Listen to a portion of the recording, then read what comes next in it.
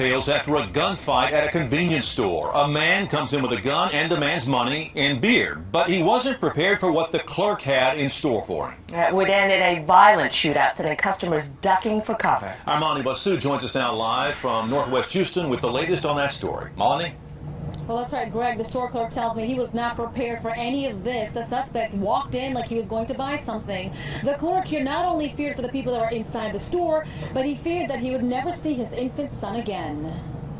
Noman Ali stood in front of his store in shock. He just shot an armed man who robbed his Fuel Expo store on West Tidwell. Typically, ask for things, go get his beer, come back, point the gun, and I gave him all the money and the beer, and after that, we had a back and forth with the guns.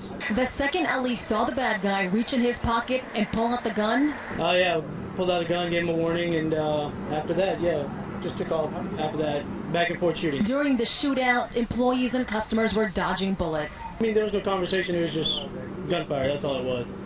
And the customers hitting, that was it. Ali says after he shot the 58-year-old suspect, that man took off in this brown van, but Ali wasn't letting him get away. Just to not let him go, that was it. I mean, crime needs to be stopped, and that's it.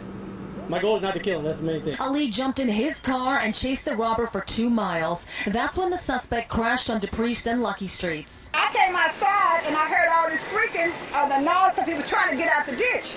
So he was trying to tell my neighbors to help him get out. I said, "You've been shot." Neighbors told us the suspect started waving his gun and threatening people.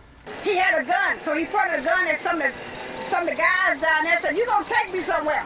So nobody didn't take him anywhere, so he went and they caught up with him on Salt Victory. In the end, Ali is just glad he could go home to his wife and his 15-month-old baby boy. I'm good and the customers are good and everybody's good. That's good. And hopefully he's good too.